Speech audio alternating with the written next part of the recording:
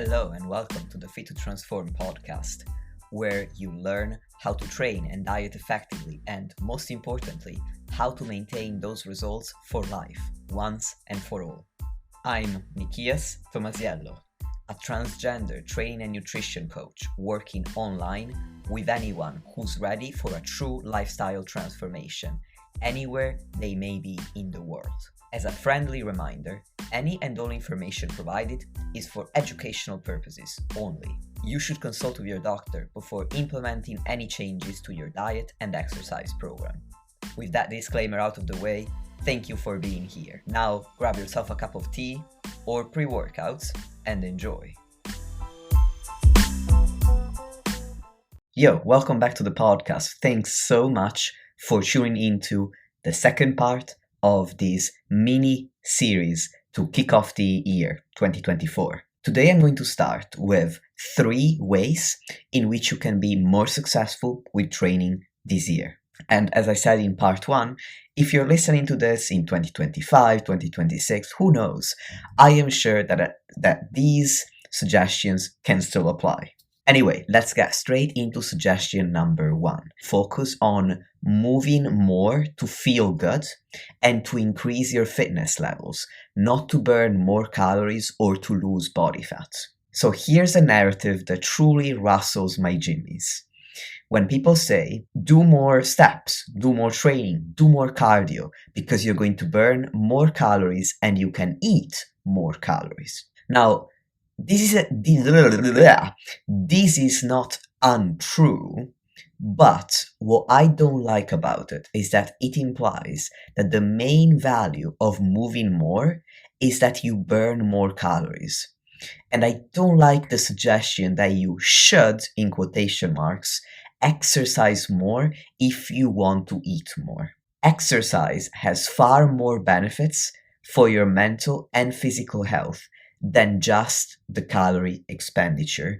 And I think that using exercise as a means to allow yourself to eat more can also foster a very negative, restrictive relationship with food, which I am not about at all. I had an eating disorder for 7 years and had a period of at least 3 years where my disordered eating habits were really disruptive for me. So I do not recommend this mindset. However, I also appreciate that simply giving you a vague claim like exercise is going to benefit your health doesn't really mean very much. So I want to actually list out the main benefits of movement in general, and then cardio and resistance training in particular. So movement in general is going to make you live longer. It's going to reduce your risk of what's called all-cause mortality in research. So death from all causes, which is just amazing. Who doesn't want to live longer? With regards to resistance training, you're obviously going to build more muscle, which is going to improve your metabolic health because muscle is a very metabolically active tissue. It's going to reduce your risk of becoming frail as you get older, of losing too much muscle as you get older. And I want to explain that a little bit more in that everybody loses muscle as we get older. It is inevitable. But if you have more muscle to begin with, then you are going to lose muscle to an extent that's going to be less detrimental to your independence in your older age. For example, if you started with 20 kilograms of muscle when you turned 60, then you would lose 10 kilograms, for example, over the following 20 years, you would end up with only 10 kilograms of muscle. But if you started with 40 kilograms and you lost 10 kilograms, you would end up with 30 kilograms, which can make a massive difference to in terms of reducing your risk of falling and breaking bones. You may not know this, but sadly, hip fracture, so falling and fracturing or breaking your hip, is often a cause of death in elderly people. But if you've got muscle to strengthen the area, then you are at a much lower risk of this ever happening. Not only that, but resistance training is going to increase your bone density, so your bones are going to be stronger to begin with, which also reduces the risk of fracture. In addition to that, resistance training is an insulin independent form of blood glucose control. And here's what that means. Normally, insulin is a hormone that helps us control our blood glucose. Now, I could give you a masterclass on how insulin works. It's an incredibly fascinating hormone, but that's not the purpose of this podcast, so I'm going to keep it simple. Normally, we use insulin to transport our glucose to tissues that can use it up. And that's how we clear blood glucose from our bloodstream. However, some tissues can become insulin resistant. So they're not going to respond to insulin, they're not going to take up that glucose, and that glucose ends up staying in your blood, which is not ideal. And unfortunately, insulin resistance is common in several conditions, such as obesity and PCOS. Resistance training helps you control your blood glucose without releasing insulin. So it doesn't matter if you're insulin resistant or not. If you perform a resistance training workout, what happens afterwards is that your muscle cells become more sensitive than usual to the uptake of glucose. So glucose is going to be sent to these muscle cells, and there's a glucose transporter which is going to move to the surface of the muscle cells. This is called GLUT4, and this glucose transporter is going to grab this glucose from your blood and pull it into the muscle. Whether or not you have insulin going around, whether or not you are sensitive to insulin. So this is super important for metabolic health. Last but not least, resistance training has a major positive effect on mental health. From clinically diagnosed conditions like depression to states of low mood that may not be necessarily a clinical condition, but nobody really likes to be low in mood. And it's well documented. We've all experienced it. After a workout, you are going to feel better. As for cardio, this has a big impact on your heart health. It can help reduce your blood pressure if it's high, or to help you control your blood pressure. It can help with metabolic health. It can help with lipid health, or with the health of the fat levels in your blood, so your cholesterol, in other words. It can provide, of course, endurance adaptations. So if you have aspirations of running a marathon, cardio is where it's at. And just like resistance training, it has a pretty big impact on your mental health. Now, these are the major benefits that came to mind as I was writing the outline for this podcast. I may be forgetting some. There are just so many things that exercise does. And if you're not persuaded yet that movement is important far beyond the calorie expenditure, then I don't know what else to tell you, man. When somebody tells me, do this and you live longer, I'm pretty much sold on it. However, I don't want to overlook the fact that burning more calories can be beneficial. I do make the argument that exercising more is going to burn more calories with some clients. For example, if I have a very small-sized person who has a sedentary job and they need to lose body fat for their health or for other reasons, they are going to have to diet on extremely low calories in order to lose body fat. And the lower your calories are, the harder it is to stick to them, because unfortunately, our society isn't geared to suit a 1200 calorie diet. A 1200 calorie diet is not going to feel comfortable if you want to eat out or if you want to have a drink with friends every now and again. A typical restaurant meal is 1200 calories, for God's sake.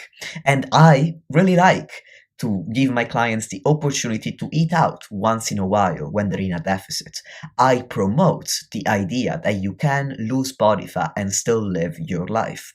So that's why Sometimes, considering the energy expenditure as a benefit of movement is certainly an advantage to help you create a plan that's more sustainable, but it is by far not the only benefit. And I think that in the long run, adopting a more holistic view of movement is going to help you develop a more growth oriented mindset where you choose to work out even when it's hard. Because telling yourself, I should do this workout because it's going to make me feel better mentally and physically immediately after doing it. And it's also going to make me live longer and to help me preserve my independence in my older age in the long run. This argument is a lot more compelling than telling yourself, I should do this workout because it's going to burn an extra 200 calories. At least in my view, after working with dozens of clients since 2019. Alright, that's a wrap for the first suggestion. Number 2 is log your training. This is just as important as tracking your food, which I discussed at length in episode 79. And here's why. For one, logging your training means that you can ensure that progressive overload is happening over time. Because if you're not logging what you're doing, if you're not logging your reps or the weight that you use, there's no way that you're going to remember how much weight or how many reps you did yesterday in 2 months' time. So how are you supposed to know if progressive overload is taking place? And without progressive overload, you are not going to see the adaptations that you're looking for, whether that be muscle, strength, or a combination of both. Moreover, another benefit of logging your training is that you are probably following a somewhat structured program, if you're logging it, instead of mixing it up in every session. Your muscles don't need mixing up. What they need is stimulus and progressive overload. Furthermore, if you're always changing exercises almost every session, then you're also always undergoing some form of what's known as neuromuscular adaptation. In other words, your nervous system is constantly learning and relearning how to recruit the right number of muscle fibers in the right order to perform a movement. To say it in even simpler terms, you're constantly having to teach yourself a new movement. And while these neuromuscular adaptations are taking place, a hypertrophy is going to be a little bit limited. Not absent, just a little bit limited. So it's common to find oneself increasing the amount of weight you're lifting and or the reps that you're doing relatively quickly when you first start doing a completely new exercise, which is why you may think, wow, if I mix it up when I hit a plateau, that's how I can overcome that plateau. But usually this is because of these neuromuscular adaptations. Not necessarily because you're growing new muscle tissue and you're blowing the plateau out of the water. Only after several weeks of performing a completely new exercise are your neuromuscular adaptations going to be complete. And that's when you can exert maximal force, because now your body has learned to perform the exercise. Your neuromuscular system has mastered at least the basics of the skill, because you can take years, if not the entirety of your training career, to truly master exercise execution. And that's when typically performance slows down, because now it's matching the rate at which your muscles can adapt rather than the rate at which your neuromuscular system can adapt. And the neuromuscular system adapts a lot quickly. That's why neuromuscular adaptations only take a few weeks, whereas building muscle takes decades. Last but not least, if you keep your training program the same for long enough, you're going to give yourself the time that you need to learn the right technique for you to stimulate your target muscles instead of simply moving the weight from A to B. There's a difference in the effectiveness between these two strategies, and you're going to give yourself the time to learn how to train close enough to failure in order to maximally stimulate your muscles in every session. My third suggestion is to train hard enough, because in my experience, this is the single biggest reason why most people stop making progress after their newbie gains. When you first start training, you can grow muscle just by breathing on a dumbbell because you've never done it before. You've never subjected your body to training before. So even the smallest amount of stimulus can trigger an adaptation, even if you stop a set when you could have done 10, 15, 20 more reps. The problem is, the longer you train, the longer you're consistent, the higher the stimulus threshold gets. In other words, you need to target your muscles with a greater and greater stimulus over time in order to continue to see results. Now, for the purpose of muscle growth in particular, which as you know is my jam, and if you're new to the podcast, welcome. Muscle growth is my jam. For this purpose, the stimulus that we need to achieve comes from a combination of volume, which is the number of sets per body part that you perform every week, or at least that's the definition of volume that I use. We combine volume with intensity of effort, or the proximity to failure that you achieve in every single set. If you're not training close enough to failure, leaving max 2 reps, 3 reps for some really stimulative lifts in the tank, or less, you're not going to grow as well as you could. And this is so important that I'm not just ranting about it in this podcast. I recorded a whole other podcast just on intensity of effort. That's episode number 9. And I also wrote a whole blog article on why intensity of effort is so important and how to learn to gauge and track it in your training. So I'm going to add the links to these 2 resources, podcast episode number 9 and my blog article, which is titled, How Do You Know You're Training Hard Enough? I'm going to add the links in the show notes. Now, in the second part of this episode, I want to focus on 6 mindset strategies that will help you be more successful this year. The first strategy is to hire a coach. And I want to explain why I am including this in the mindset category of this 2-part series. The reason is that while a coach's primary job is to provide you with a training program, if they're a trainer, and if they are also a nutritionist, or if they have the qualifications to help with your nutrition, then they're also going to provide you with a nutrition plan that's appropriate for you. However, in my opinion, a really good coach is also going to do their best to support you with your mindset, because mindset is the first step to success. If you do not have a resilient, growth-oriented mindset, you're not going to stick to fitness for long enough to see the results that you want, whether it's improving your health, whether it's feeling better, losing fat, building muscle, living longer, whatever it may be. If you don't stay in the game for long enough, you're not going to see these results. And if you don't have the kind of mindset I've just described, it's simply not going to happen. I truly, truly believe this.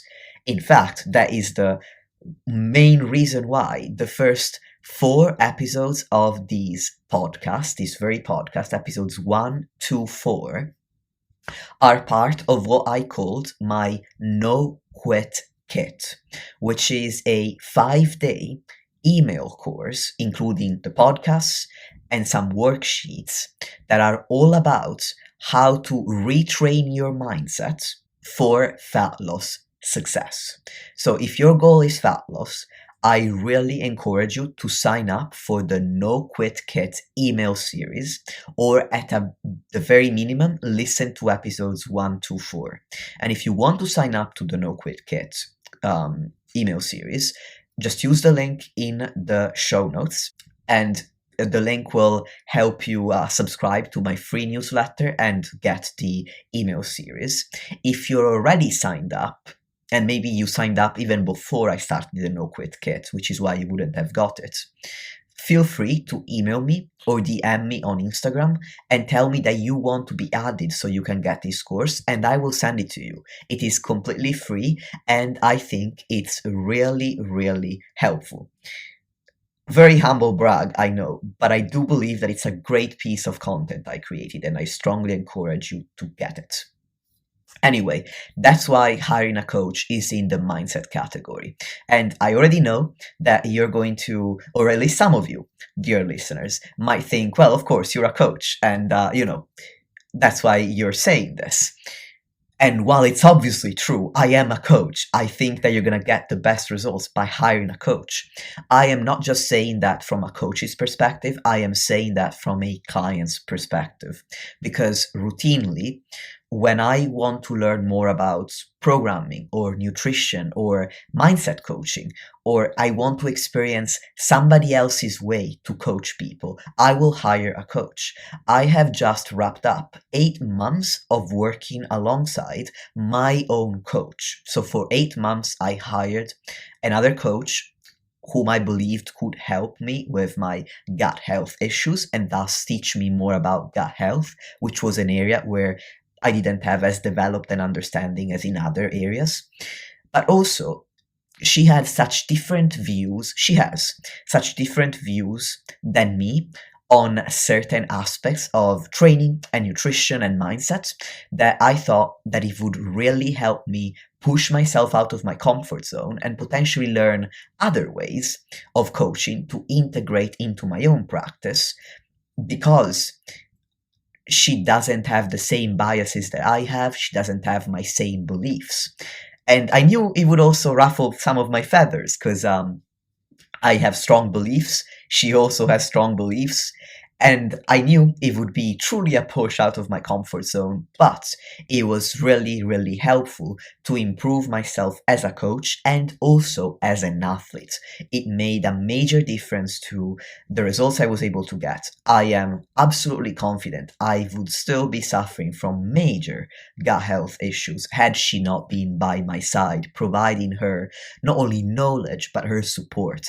I was really, really down mental health wise for almost the entire year in 2023 and the end of 2022 as well. And I would not have been able to crawl out of that low mood hole had she not been there to provide support.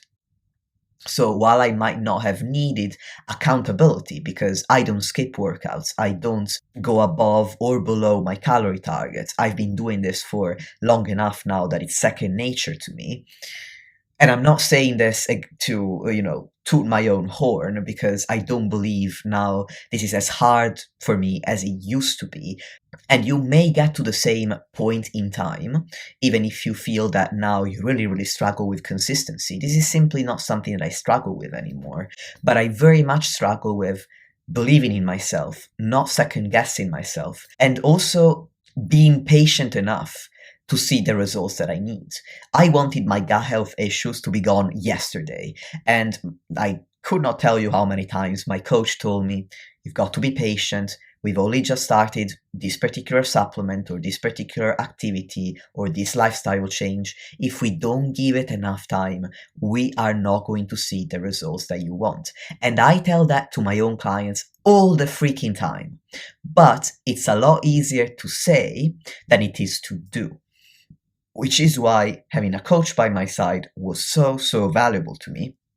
And I truly believe that if you don't have a coach right now and you want better results this year, you want to hire one. It doesn't have to be me, because I understand that not everybody wants to get the best coach in the world. Joking. Anyway, jokes aside, it really doesn't have to be me. But I think that finding the right coach for you, in terms of personality and in terms of knowledge of your own needs and struggles, is going to truly take your results to a new level this year. And if you don't quite know how to go about finding the right coach for you. I actually recorded a whole podcast episode on that last year, and that's episode 28, How to Choose the Right Online Coach. And I'm going to put a link to that in the show notes as well. You are very welcome. Now, moving on, the next mindset suggestion that I have is understand that your body will not always reflect your efforts. You won't lose weight every week. You won't gain weight every week. And you won't maintain your weight every week, whatever your goal may be. Even if you have the most consistent week of training and nutrition ever. But that doesn't mean that you're not losing fat, that you're not gaining muscle, or that your hard work is not paying off.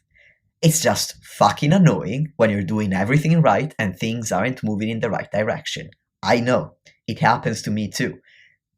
All bodies are in flux like that, and they will not always reflect the hard work that we're putting into changing them. In the same way, you're not always going to improve your gym performance.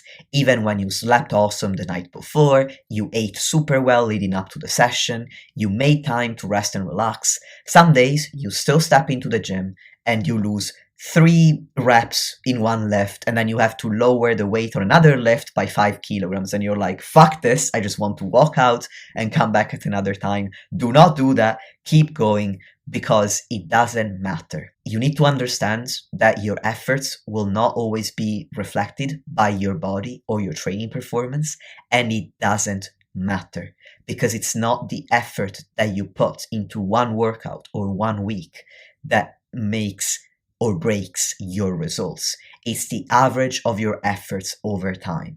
Similarly, it's not your gym performance in one workout or the number on the scale one week that determines the results that you get at the end of the phase that you may be in. You need to take it on the chin and keep moving forward. If you let the discouragement that you may experience on one of these occasions hold you back, that is going to have a much larger negative impact on your results than your scale weight not moving in the right direction or your workout not going as well as you would have wanted it to. Number 3, accept imperfect action instead of reaching for perfection and holding yourself to excessively high standards.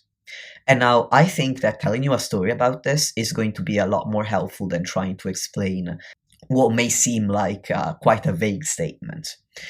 So my client Corey, whom you met in episode 6 or 5, episode 5, and if you didn't, go listen to that episode. Corey is incredible. Anyway, a couple of weeks ago, I was checking in with Corey, and we were talking about improving his peri-workout nutrition, or what he hits, or what he eats before, after, and during his resistance training sessions. I asked him to talk me through what he had been doing up to that point in detail so I could make some suggestions. And he explained to me what he had been doing throughout December, and I could hear it in his voice because he sends me audio messages as his check-ins, that he was getting more and more worked up, as he explained, until he ended up saying, December doesn't really reflect how I normally eat, and I think I'm going to stop waffling now because I'm starting to beat myself up about it. So here's what I told him in response. First off, December does reflect how you normally eat because you've been doing it for at least that whole month. And when you do something for a whole month, that is your current normal. Bit of tough love because he needed it. But then I also said, December simply does not reflect how you ideally want to eat. Now, it's great if you want to make improvements, but it's less than ideal if you're beating yourself up about it for no reason. And when I say for no reason, Corey was still hitting all of his targets, calories, protein, fiber. Everything was on point throughout December. So if you, dear listener, find yourself beating yourself up over not achieving the ideal standards that you set for yourself, I really want you to consider two things.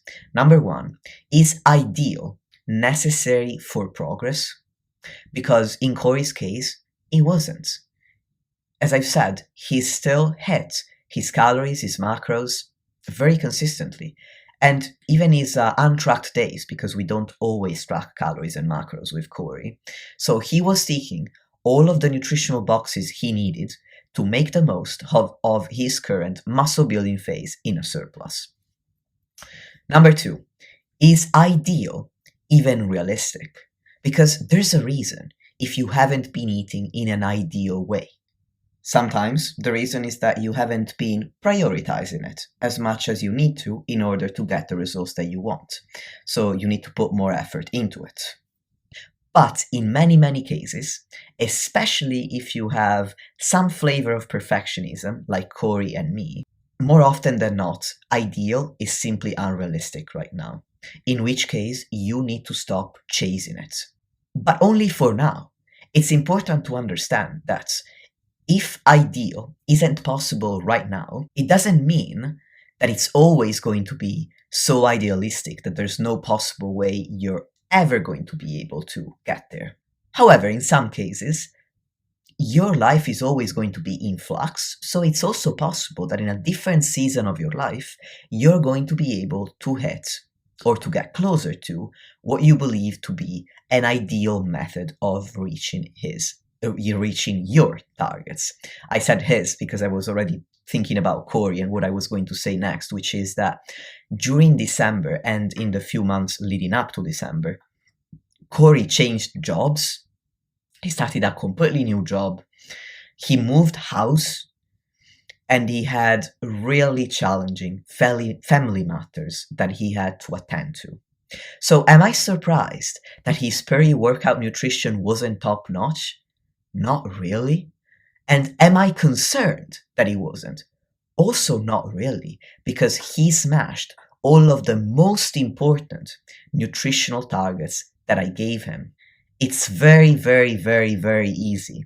And I say very 25 times because I do it all the time. It's super easy to take apart every little thing that you do and to criticize yourself for every comma out of place and every full stop that you miss. But is it necessary? Because it's useless to be a master of commas and full stops if you can't even spell.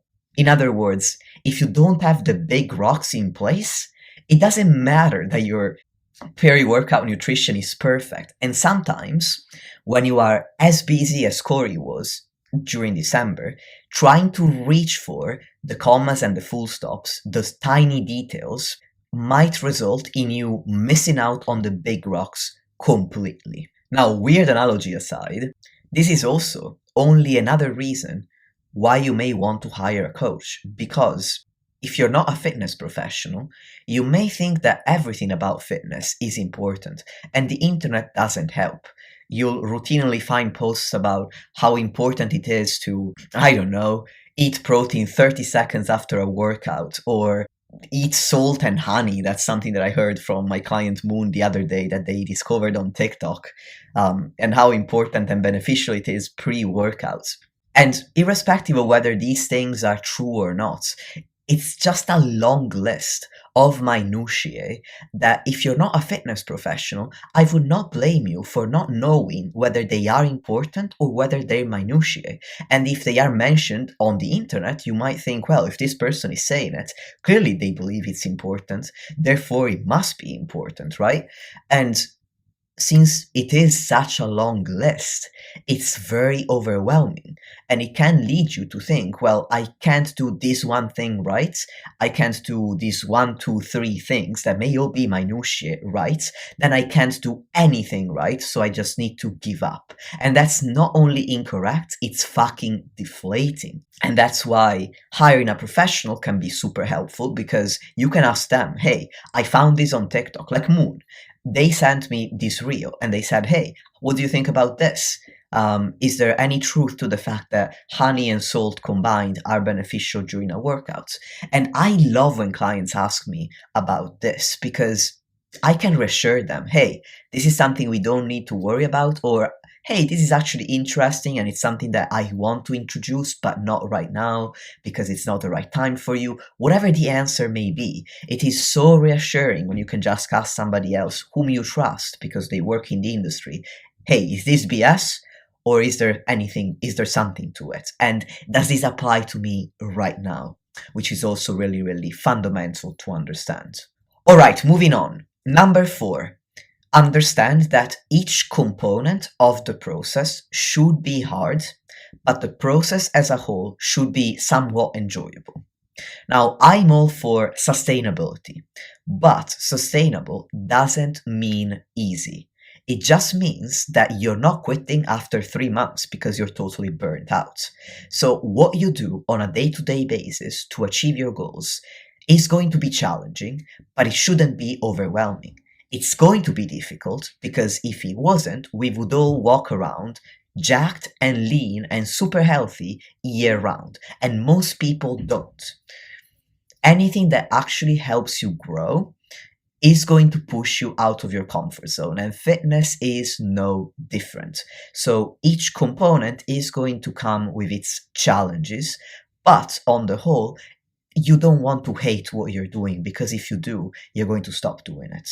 And if you want to make the process more enjoyable, number 5, focus on adding to your life, not taking away from it. It's very important to adopt a mindset whereby you think that you get to change your diet and engage in a training program. You're not forced to. Remember, not everyone is able-bodied enough or has the necessary budget or is in the right season of life to be able to change their diet and engage in a training program. So it's an incredible opportunity and a huge privilege. Now, I don't want to come across as patronizing. I don't want to come across as this Buddha sitting on top of a rock, having achieved maximum enlightenment, because that's not who I am. And I completely understand that I can tell you now, hey, you get to change your diet, you get to exercise, and you may be in a season of your life where it really doesn't feel like you get to do it. It feels like it's being forced upon you. I used to feel like that. I grew up playing lots of different sports, but mainly because my parents forced me to do it. I absolutely loathed them. I felt really insecure. I disliked every single session. I even had to stop going to some sessions. Basically, I found my way out of those sports because I was puking from anxiety before and after every session. So I really understand what that's like. And I appreciate that it may be where you're at in life right now. I'm really sorry that that's where you're at in life right now.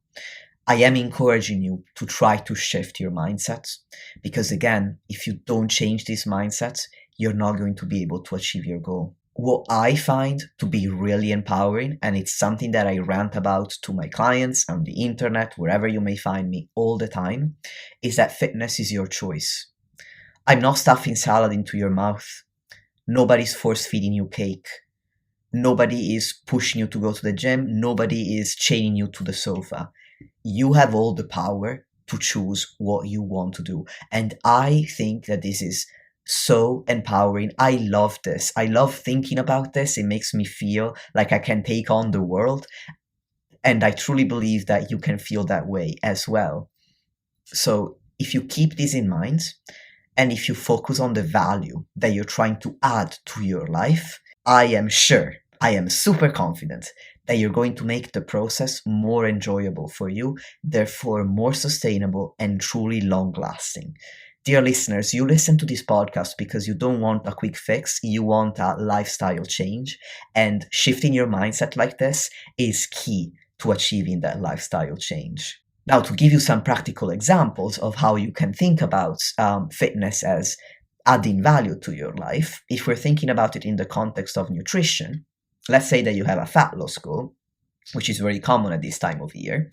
Instead of thinking about how you need to be more conscious of your caloric intake to stick to a calorie deficit and take away some portions and food choices. Think about how you can eat more protein, more fruit, more veg to power your workouts, power your recovery, build more muscle, nourish your body with the right micronutrients like vitamins and minerals that you need to truly thrive. And in terms of movements, instead of thinking about how it's going to take up your time, it's going to take up some of your money if you buy equipment for your home or if you sign up for a gym, think about how taking a walk outside is going to help you clear your mind. It's going to help you feel better after this awful conversation with your super annoying boss. Think about how you can go to the gym or do a home training session that's going to release endorphins and make you feel so accomplished instead of spending the evening doom scrolling or glued to the TV. And last but not least, number 6 is be compassionate in the real sense of the word. And what I mean by the real sense of the word is that I'm not encouraging you to tell yourself, I'm human, I can make mistakes and just try again tomorrow. And then you tell yourself that every single day and you never make a change, because then you're just turning that into an excuse. What I'm suggesting is that you acknowledge that you're human and you can make mistakes, but also you ask yourself what you can do better to honor your true long-term goals. So for example, you can say, okay, I told myself I was going to go to the gym today and I didn't. I chose to Netflix and chill all evening. I went for that short-term gratification instead of the long-term gratification that I truly wanted. Now, what can I do tomorrow to avoid this? Okay, I can just throw my gym bag in the car so I don't have to drive home after work. I'm gonna drive straight to the gym because I know that the moment I step into my house, I ain't leaving. It's pajamas and pizza and Netflix time for me. And that's how you're going to honor your long-term goal of improving your fitness levels. And if you want a deeper dive into the concept of compassion, so what compassion truly is, and not the airy-fairy excuse that nobody needs, check out episode 78, which was titled How to Pursue Physique Goals with a Healthier Mindset. It was an interview with coach Shannon Beer, which has been devoting her entire coaching method to compassion. She's amazing. We have such a thought-provoking chat. I really want you to listen to that episode to upgrade your 2024. And with that, that's the end of this mini-series on how to be more successful with nutrition, training, and your mindset this year. Now, if you want to work with me, you'll find a link to my application form in the show notes. All you need to do is fill it out. If you've never read anything about my services before, there's going to be an explanation about these at the top of the application form. Then once you send it to me, you're going to get a response within 3 working days. So we can get the ball rolling. I am really looking forward to connecting with you that way. If you're not in a place where you want to start working with me, then you can still connect with me by DMing me on Instagram, or you can shoot me an email at fit2transform@gmail.com, or you can sign up for my free newsletter. Any or all of these ways to connect with me would make me super, super happy, because I love talking to people and I absolutely love to hear about how the podcast is helpful to you, or how my content in general is helpful to you. Now, to round up the podcast, I want to have a little recap here. So in order to be more successful with training, you want to focus on moving more to feel good and to increase your fitness levels, not just to burn more calories or lose fat. You want to log your training, and you want to train hard enough, meaning close enough to failure. If you want to be more successful with your mindset, then you want to think about hiring a coach. You want to understand that your body will not always reflect your efforts and it is in flux. You want to accept imperfect action instead of reaching for perfection and holding yourself to excessively high standards. You want to consider that Each component of the fitness process should be hard, but the process in itself should be enjoyable. You want to focus on adding to your life, not taking away, and you want to be compassionate in the real sense of the word. Thank you so much for tuning in, and I am looking forward to talking to you very soon.